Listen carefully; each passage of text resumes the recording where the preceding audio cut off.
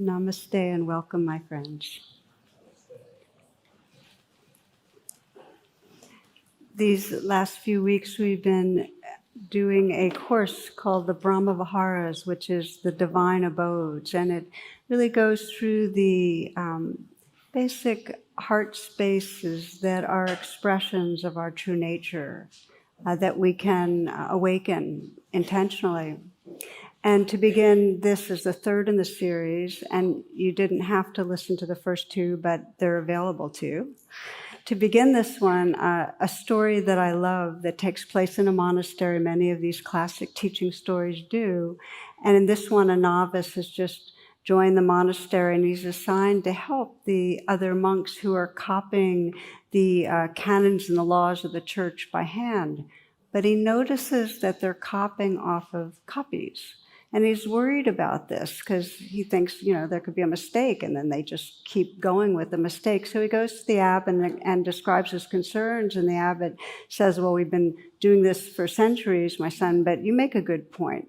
So he goes down deep, deep, deep into the vaults and the cave underneath the monastery where the original manuscript has been saved, and he's gone for hours, and the novice begins to get worried about him.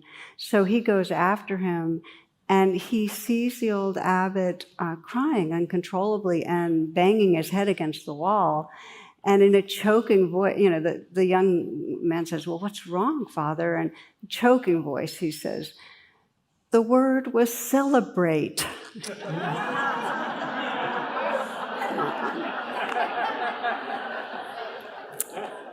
So this has everything to do with tonight's theme, which is joy, which is really the heart celebration of life. And just by way of review, the first week that we explored these expressions of the awakened heart mind, we looked at what's called metta in the Pali, which is loving kindness or loving presence, which is evoked when we sense the goodness and the beauty that's here, that's natural in our life. And the second class was on compassion, which is the quality of heart and tenderness that arises when we become aware of the very real vulnerability and suffering. Joy is that openness that includes both. Joy includes the 10,000 joys and the 10,000 sorrows, and it's the actual experience of aliveness and openness when we just let ourselves be available to the whole play of existence.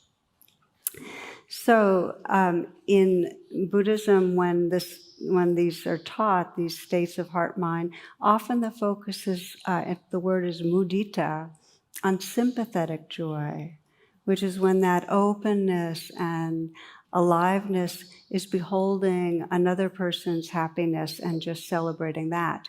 So we'll include that, but also more broadly, the heart-mind when we are in joy. And again, just to say that this is a natural capacity. It's in each of us and our wiring to experience joy, and it can be cultivated. So I'd like to share a quote that has been with me over the years by André Gide, which is, know that joy is rarer, more difficult, more beautiful than sadness. Once you make this all-important discovery, you must embrace joy as a moral obligation. Okay. So I want to unpack that a little, because those are strong words. Rare. I recently talked to a student who had listened to a number of classic Buddhist talks on mudita and sympathetic joy, and said that in a way they made him depressed because these joy talks had this state that he was supposed to feel if he was really awake, but he just didn't. He said, I'm not like a miserable person, but I don't go around with that feeling of celebrating life. And in a way, I thought that was really important to have him say out loud, because so many of us, when we hear talks on happiness or joy, think in some way, well, I could try real hard to be there, but that's just not where I am. And, are we trying to dial ourselves to a different level of experience? And what if I just don't feel it so much? And so I'd be interested in having you take a pause right here at the beginning and checking in. And this is a kind of a close your eyes and reflect for a moment.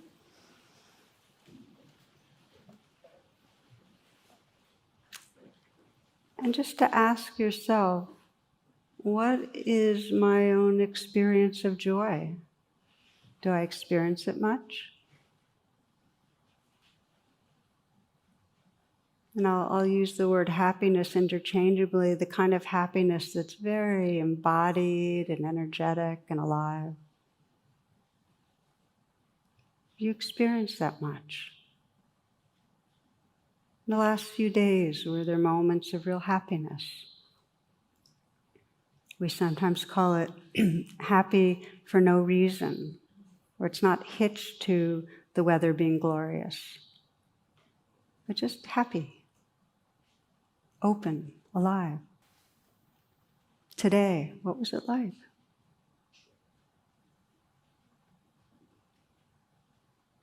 And you might notice for some that there were times of happiness, but it felt a little hitched to things being good. Others, maybe there were moments, but it was kind of short-lived. Feel free to open your eyes when you'd like. To different degrees, we get passing states of feeling that openness and aliveness of joy, and some not. Some have a lot of depression, and that happens too. But it's not so common that we have the trait of joy. We might have passing states, but it's not so common that it's kind of an enduring, accessible part of our being. More the time, there's a sense of a stressed person trying to get somewhere else, trying to get through the day. Can you relate to that? At least I noticed that. So I read you another favorite, and this is a poem by the poet Hafez. What is the difference between your experience of existence and that of a saint?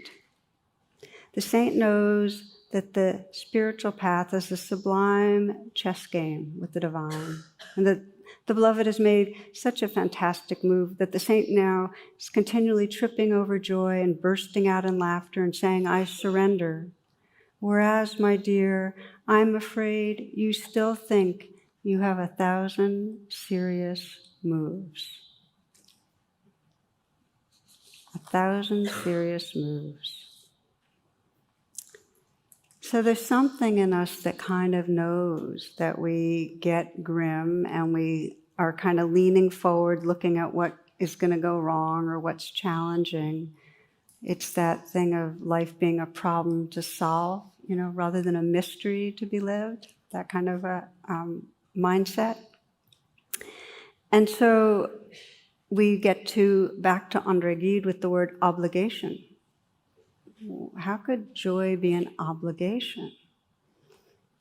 And my understanding of the word obligation is in the same way that we feel a commitment to really manifesting our full potential. That just as it's part of our full potential to really open to the suffering of the world and feel that kind of tenderness so that we can respond and be part of our world, it's also part of our commitment to wholeness to open in a way that allows us to feel our love for life. Well, Mary Oliver puts it this way. She says, my work is loving the world. My work is loving the world. I'll read a little bit more. She says, am I no longer young and still not half perfect? Let me keep my mind on what matters, which is my work, which is mostly standing still and learning to be astonished, which is mostly rejoicing since all ingredients are here.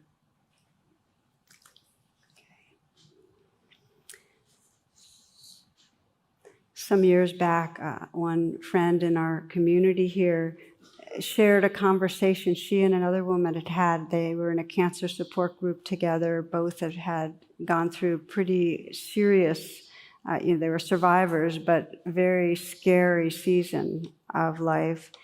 And her friend had asked her, what would it be like for you to think that something good was going to happen, rather something good or something, rather than something bad was going to happen? Like something good's going to happen tonight or tomorrow. What would it be like to think that? And my friend said, totally weird, and, because it just wasn't her habit. And then her friend said, good, now try it. So take a moment and let's try it together, okay?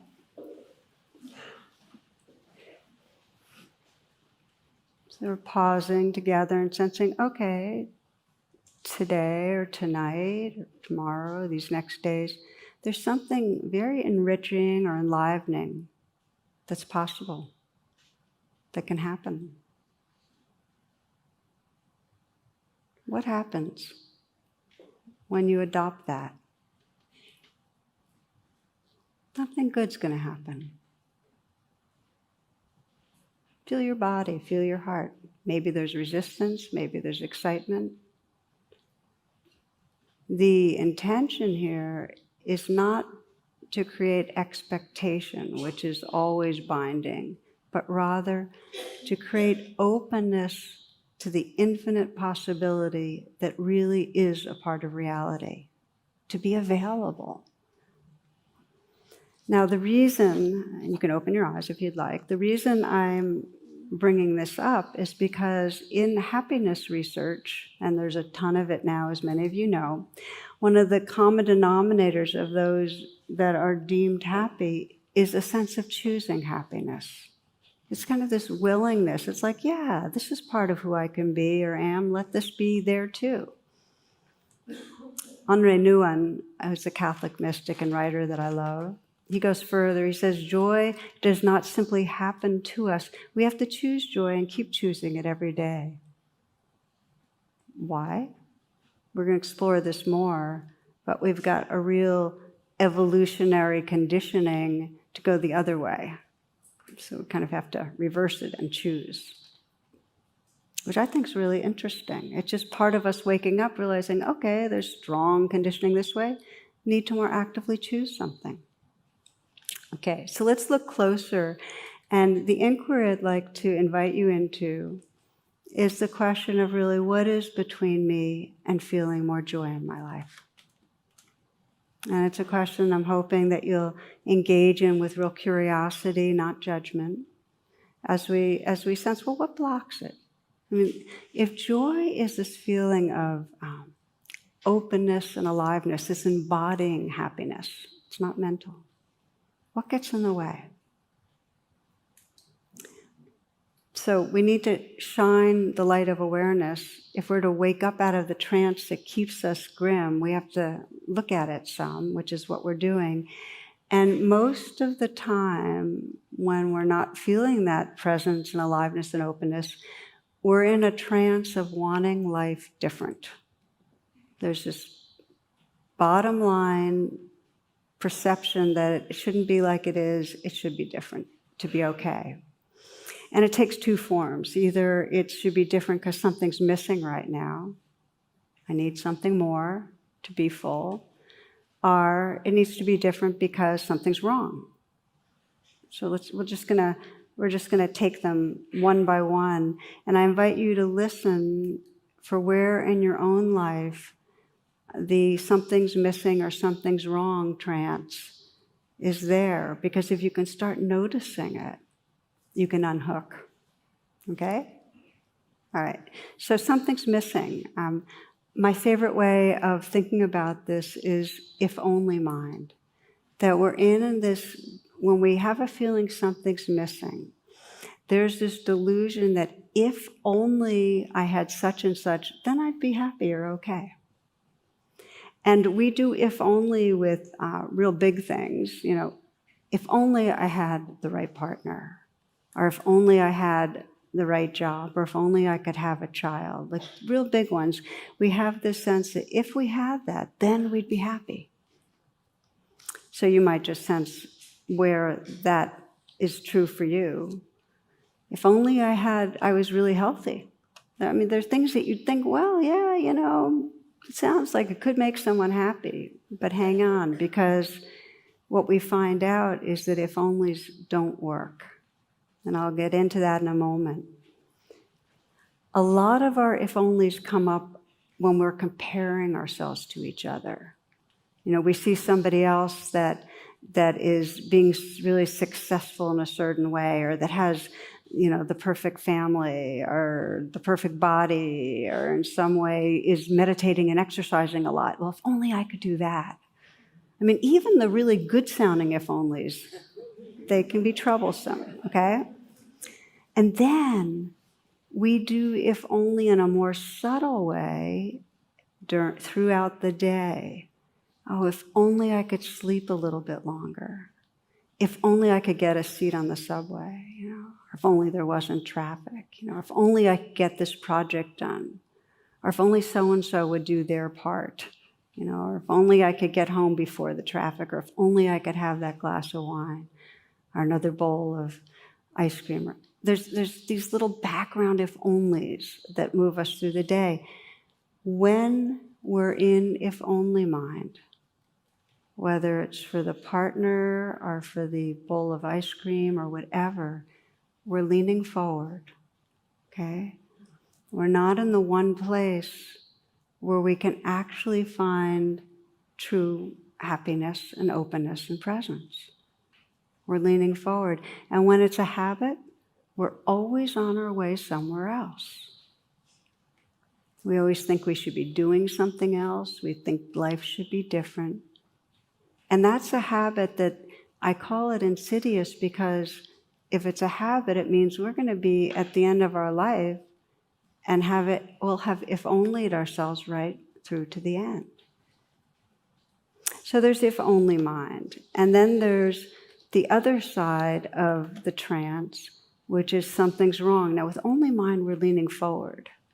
If only, we're on our way somewhere else. When we're in the something's wrong mode, we are pushing away and contracting inward. We're still not available. It's just a different type of pulling away.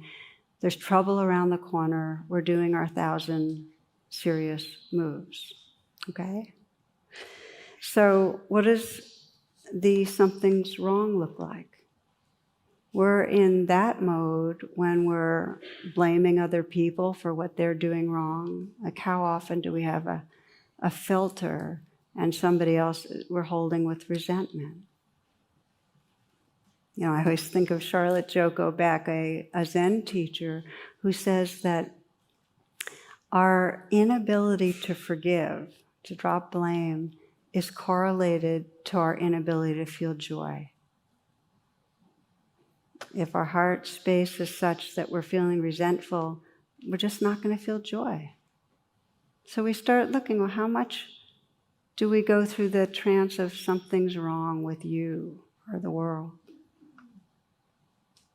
Then there's the something's wrong with me. And the reality is, if we're in the trance of unworthiness, any level of aversive self-judgment, we can't embrace each other and our world in a real open-hearted way.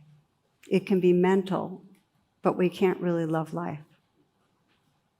Any turning on ourselves. So we need to bring it above the line. And a story of this that I got permission to share from Janet, who's my assistant, who many of you know is part of our community here. I was driving somewhere and we were talking while I was on the phone. And we were on the phone while I was driving, and she was telling me the kind of catching me up on the status of she has a million projects that she does at once, including getting these talks out there, and juggling a lot. And she was basically letting me know that she didn't feel like she was doing justice to all her many projects. There could be more blog posts and so much more to do on the web and refining the site, and how she was falling short on many fronts. Basically not enough, something's wrong with me. And so I did what I did and said, you just have to know, I just so appreciate what you're doing, and you're doing a great job. And do you know how many people around the world get these talks and are so grateful. It didn't make a dent. Yeah, but this thing has been waiting for 3 months and so on. So I don't know how it happened, but I just started singing to her. I'm not enough, I'm never enough, something's wrong with me, I can't get things right. Soon she joined in, we even tried harmonizing, I'm never enough, I'm never, you can join in if you want to, something's wrong with me. We went on and on. Anyway, then we started laughing and the dopamine started flowing, and she wasn't in trance, we were in a different kind of trance. It was a happy trance, But you get the idea that sometimes it takes a lot to shine the light on it, and sometimes we need each other's help. But it can be a life habit of being turned on ourselves or each other and blocking the joy that's possible. So, we have a set point, a happiness set point. Every one of us. This is, what science is showing us. Research has shown that it's there. If good things happen, the if-onlys come true, we get a little spike. It might even last 5 months. We go back. Really, the partner, the lost weight, the job, we go back. We have a down. We lose somebody dear. The thing that the something's wrong we most didn't want to have happen. We dip, we come back, and that's unless it's super extreme. With super extremes, we can really shift. But mostly, we have a set point. And what sustains the set point? Our habits of thinking is part of what sustains it, the main thing that I think sustains it. If you think about what you thought about today, what were the main thoughts going through your mind? Whatever you're thinking creates a certain biochemistry in the body. And then that biochemistry then creates more of the looping it's a looping of the thoughts. So we sustain a happiness set point because of the kind of things we think about and pay attention to. And if we're honest, a lot of our thinking has to do with planning and worrying and judging, A lot of our thinking is something's wrong or something's missing on some level. And so we start noticing how we keep thinking, well, I want this and this, if I can just get this project done, and then I can speak for myself, something gets completed, and it's no time. I thought that would make me feel better before I'm fixated on the next thing. Man on a California beach is praying to God, Lord, grant me one wish. The sky darkens and there's the booming voice, you've lived a good life, I'll grant you a wish. And so he says, please, Lord, build me a bridge to Hawaii so I can drive over whenever I want and see the beauty and alleviate stress. And the Lord says, well, that's pretty materialistic. And plus, it's a huge endeavor to get all the steel and the concrete. How about taking your time and coming up with another wish that's a little more, something that's more from the heart? So the man's kind of pondering this, and he goes, okay, I've got it. I wish I could understand women and know what really, really makes them happy. After a few moments, God says, you want 2 lanes on that highway or 4?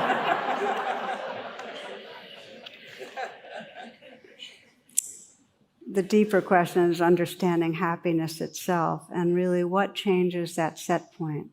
What allows us to get out of our habits of thinking and our habits of planning and worrying and judging, something's wrong, something's missing, and come into presence so we can be available to what's possible.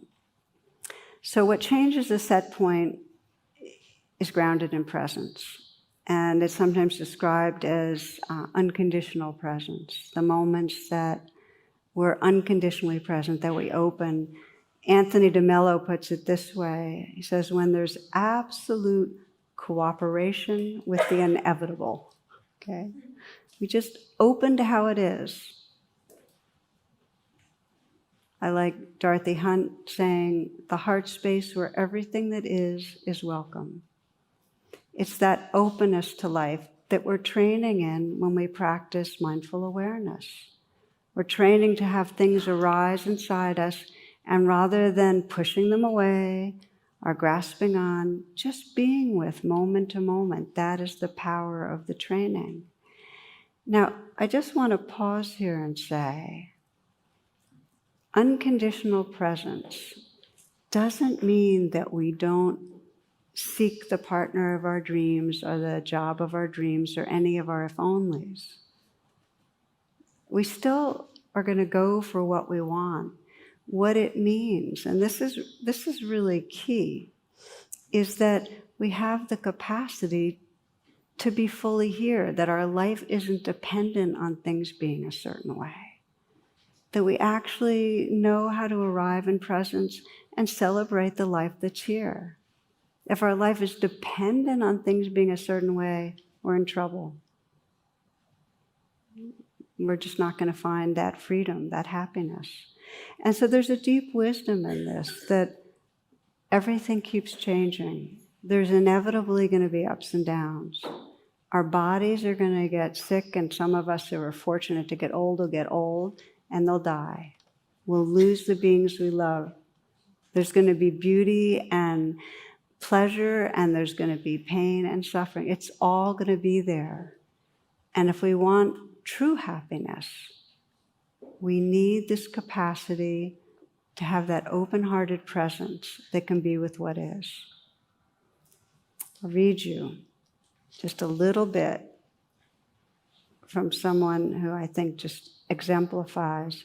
I found this in Peter Matheson's book, The Snow Leopard. So in this, Peter Matheson is visiting a lama with crippling arthritis. And this lama lives in a very isolated region of Tibet.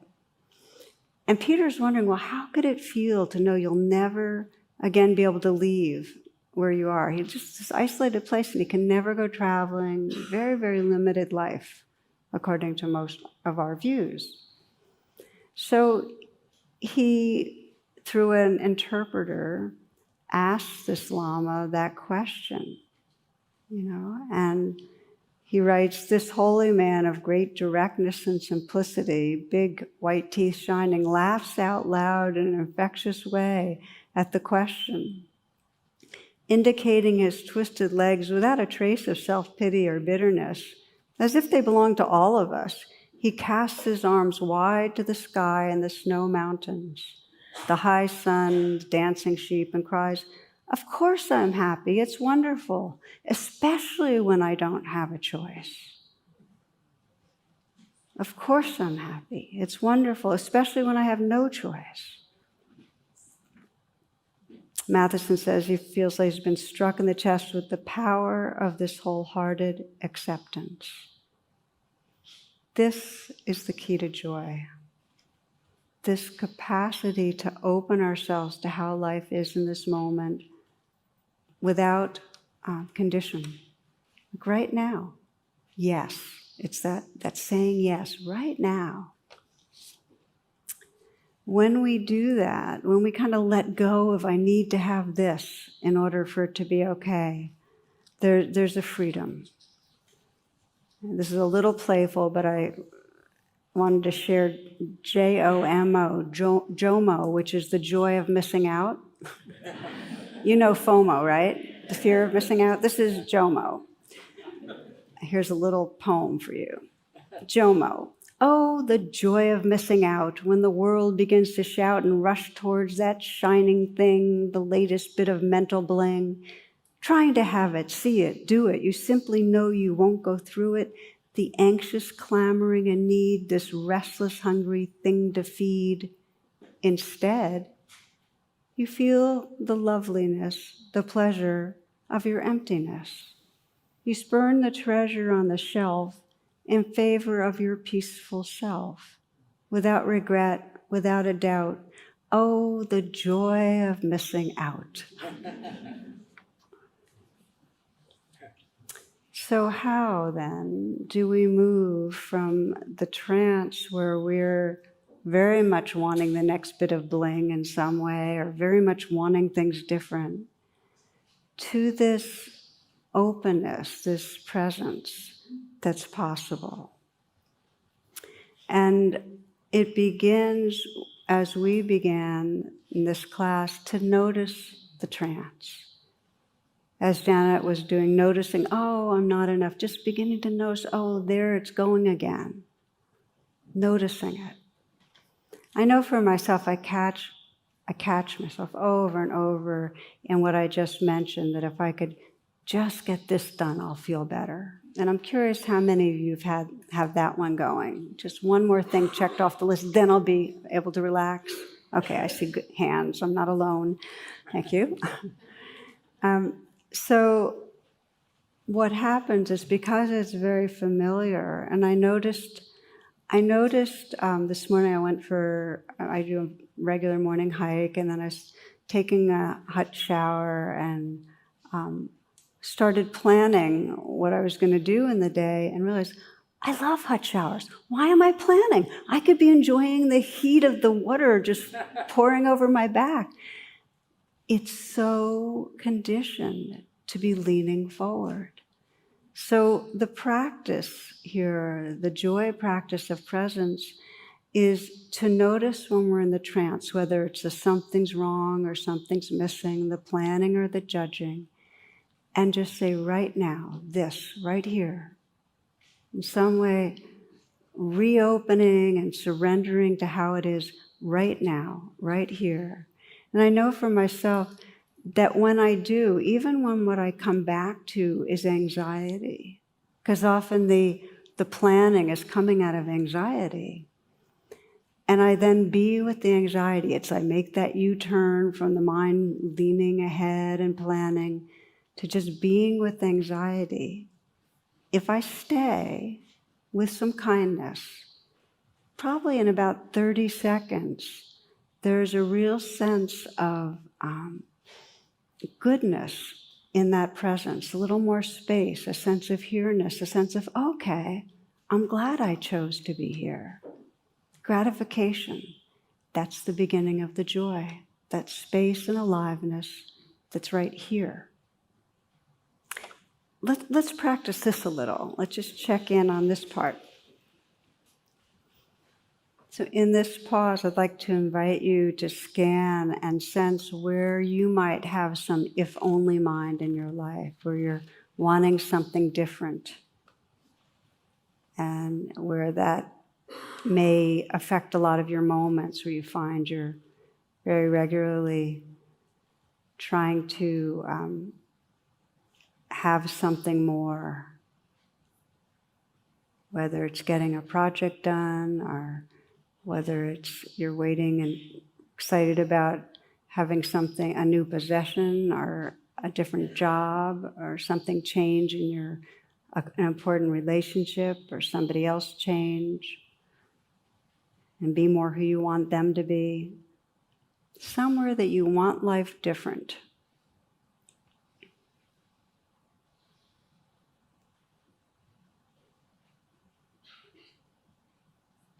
And bring a friendly attention, interest, to seeing, okay, so this is one of the trances that can move through the day.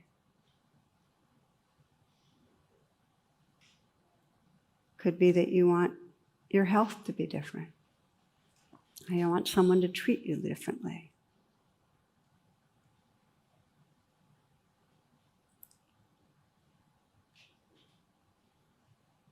To recognize the trance, see where it comes up. What's it like when you're wanting things differently? See if you can go inside it a little, get familiar. Because the more you're familiar, the more you'll wake up during the day to it. If you're wanting yourself to be different, you might not sing right now about it, but just sense the voice in the mind that's telling you you should be different. Hear it.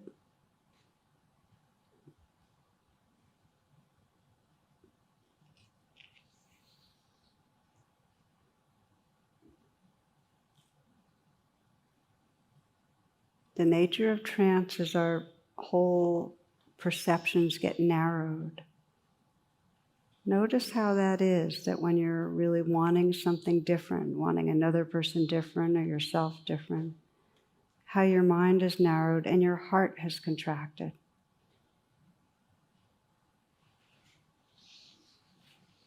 You might sense how you're not so available. Sense how your body feels when you're wanting things different, the dissatisfaction, the anxiety, the unpleasantness of that.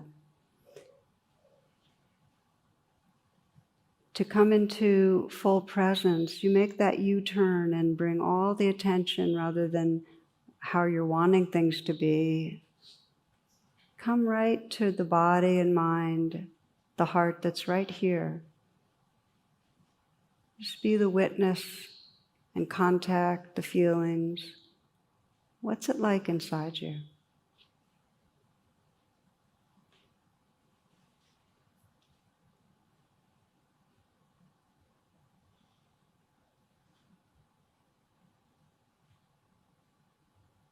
Notice that you can deepen presence if you add a kindness to it.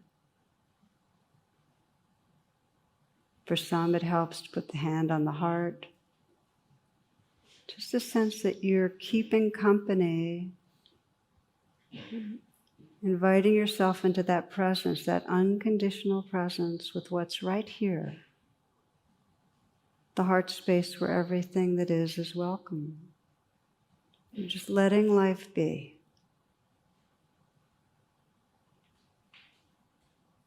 You can drop any ideas about what's going on, even in this exercise, and sense, what does it mean to be unconditionally present right in this moment?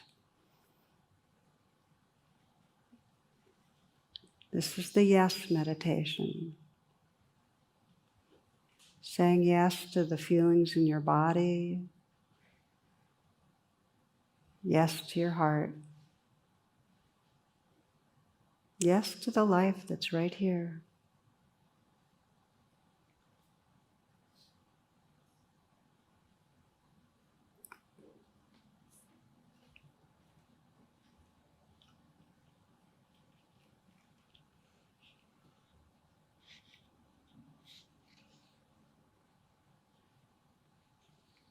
And take a few full breaths.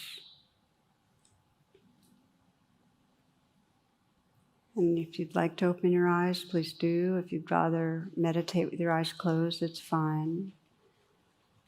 So the first pathway that really is the grounds of joy is just coming right into presence with what's right here. And if you're in the midst of the trance, presence will often have some layers of unpleasantness, the anxiety that was driving you. It's coming right into unconditional presence. And the key word is yes. You're saying yes to the life that's here. It's the heart space that everything is welcome in. Now there's a second pathway to joy I want to bring in that I spoke to a little bit earlier. It's sometimes described as gladdening the mind, where you're on purpose paying attention to what will bring up joy. And the reason it's important, because we have such a leaning towards paying attention to what blocks joy. We have such a leaning towards where problems are, where trouble is, that we're actually countering the negativity bias with gladdening the mind. Does that make sense? That we're actually, it's like we're at the point of evolution where we can evolve our own consciousness by choosing joy. So how do we gladden the mind? Now sometimes it happens spontaneously that something gladdens our mind. There's a day and it's warm and we're feeling the air on our skin and something in us goes, I can feel spring in my veins, and we start going yowie, and it's like, okay, it's there.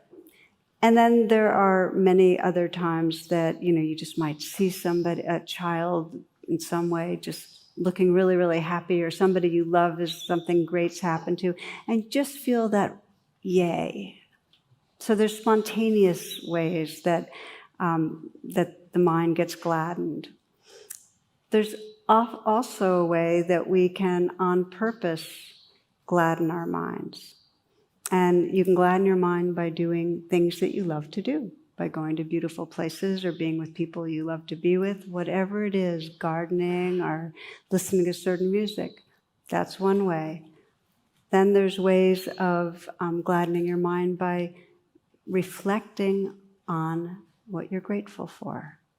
There's so much research now, on the effect on depression and on the effect on, really our whole body and mind, if you just take the time each day to remember 3 things you're grateful for. Get a gratitude buddy, All you have to do is email, just agree to email. You don't have to be conversant. You don't have to say, I hope you've had a nice weekend. Just 3 things that you're grateful for, and they send it to you. And it's amazing to have that accountability.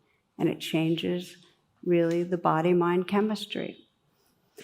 You can gladden the mind with metta, or loving kindness, by bringing to mind someone you care about and sensing the goodness and what you love, and that can bring up warmth and gladden the mind. So the first step in gladdening the mind is to have an experience like that.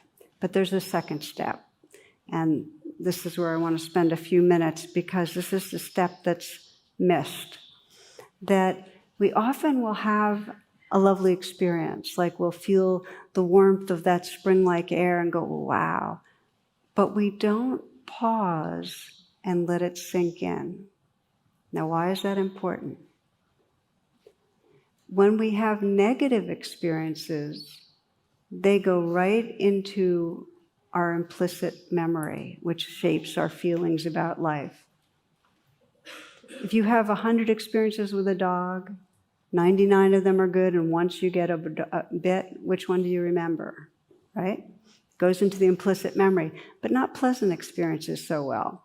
So in order to change a state, a passing state of happiness into a trait, you need to make it stickier. You have to bring it and let it sink in, which means you have to pause for 15 to 30 seconds and really feel it in your body. That's what gives it the stickiness, so it then gets remembered in the implicit memory and it's available.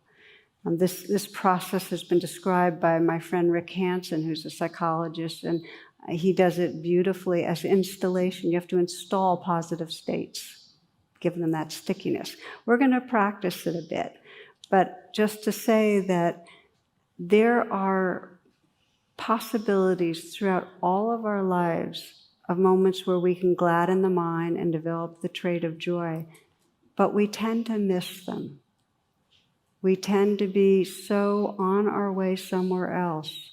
There was a story this occurred in Washington, D.C. in 2007. I think of often. It took place in a Washington, D.C. metro station, a cold January morning.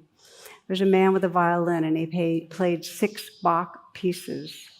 It took about 45 minutes, and during that time, about 2,000 people went through the station, most of them on their way to work.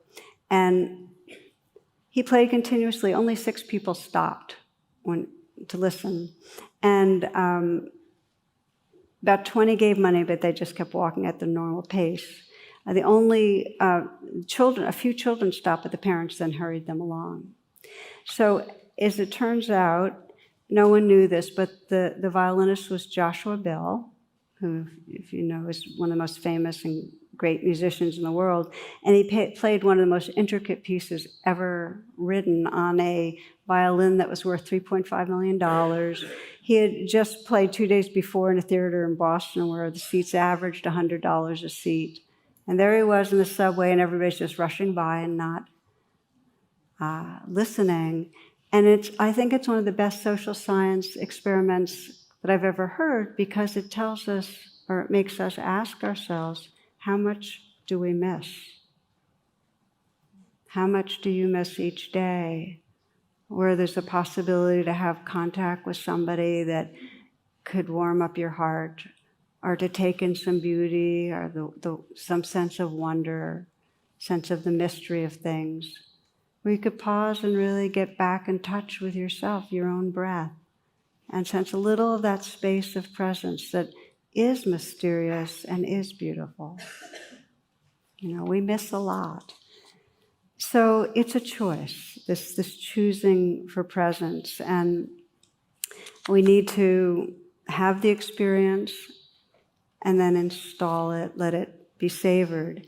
So we're going to close with a little bit of a practice, but I just wanted to say that if you'll remember, we started this talk with that sense of celebrating life. Mary Oliver puts it, my work is loving the world. And this is the potential for each of us. The Buddha said that I would not be teaching this if genuine happiness and freedom were not possible. I wouldn't be teaching this. So to know that we can see it in our children, that possibility of joy. We can see it in ourselves when we get relaxed.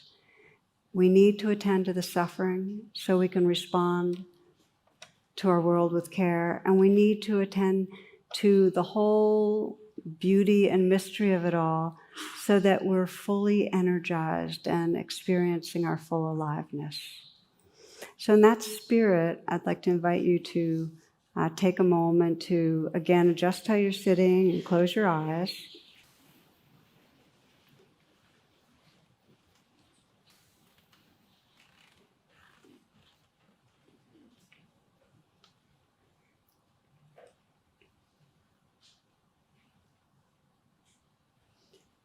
So we begin with just a little gladdening the mind by bringing to mind someone that you love. That's an uncomplicated love.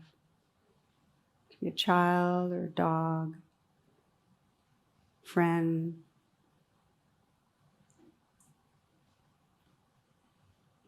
And a way to bring that being to mind is just to imagine them when they're happy, when they're joyful or full of aliveness.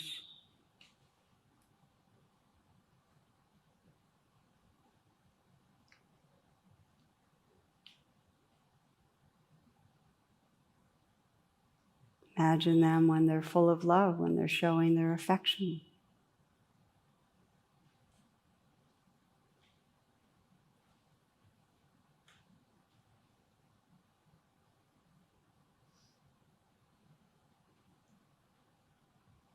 It's a simple way to gladden the mind, just to sense that being that you love, their eyes glowing, a lot of affection and aliveness. You might even mentally whisper their name and say thank you. Just feel your heart. Just feel the spreading of warmth.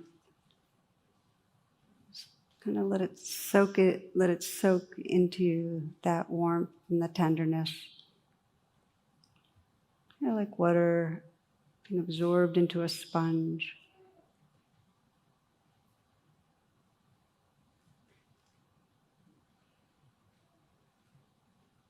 Spread through your whole body. And then just letting go of any ideas about anything, just opening to the presence that's here. The sense of this wakefulness. What it's like if your body is sensing openness. You can relax back some. Just taking a few moments to bring the spirit of yes to whatever is here, whether it's pleasant or unpleasant,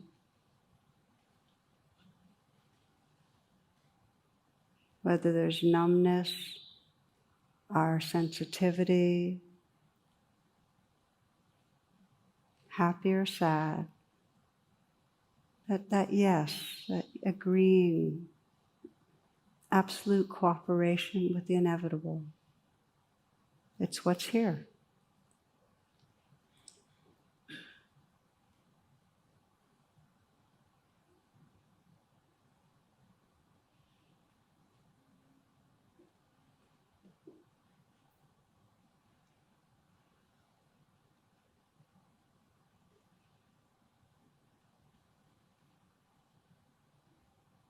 You might sense, how much can I relax with the life that's right here?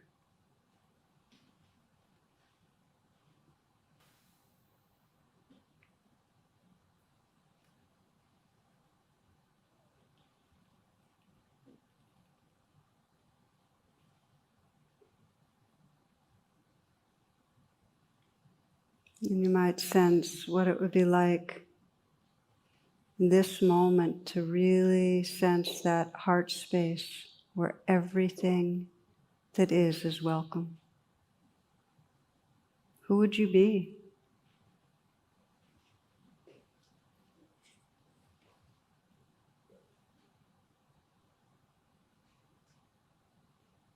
How might that affect your life?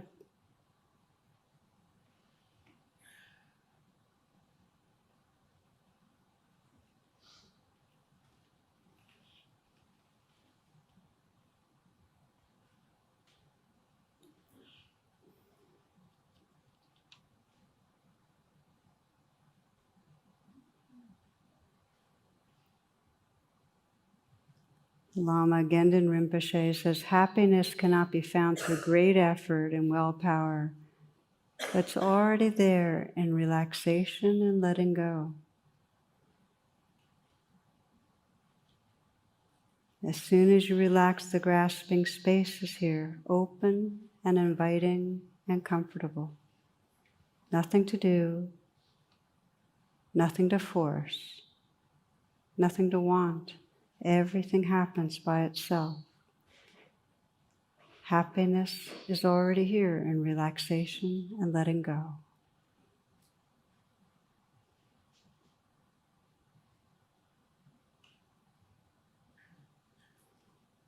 Namaste, and thank you for your attention.